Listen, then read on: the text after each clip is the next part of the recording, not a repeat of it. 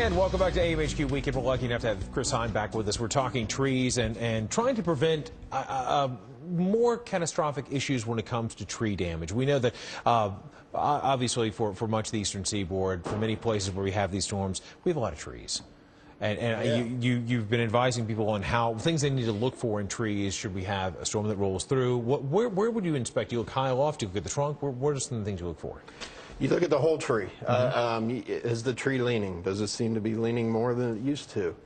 Any kind of flaws, like I said, structure cracks, mushroom growth, loose bark, on the trunk, up in the tree, those are indications of issues that need to be addressed. Yeah, we see some of the things listed here on the screen. I'm actually looking at some of the examples that you have here. What will we be looking for? This was a limb in a pine that had a canker disease. Okay. And you can see as the disease progressed, it ended up causing a failure. Okay. You know, and this limb cracked and broke.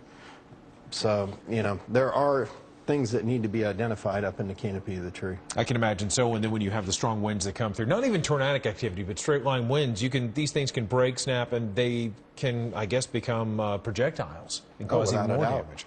Now, the type of job you guys do, we were talking during the commercial break, one of your jobs is you actually have to go in and clear out the roadways before they can string up the wires to restore power in places. Exactly. You're on the front lines first. Correct. What is that job like for you guys?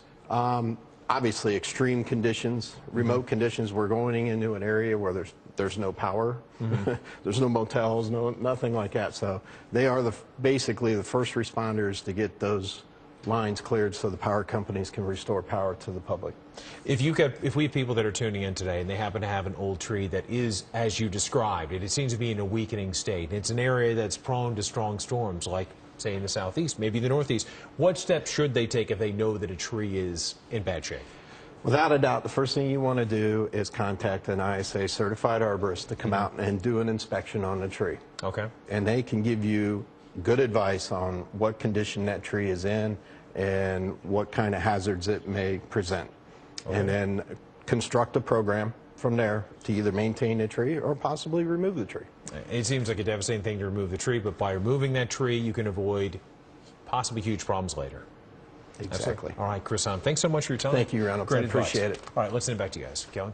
All right, some great information, great tips, guys, because unfortunately we are going to be dealing with more severe weather over the next couple of days, Greg.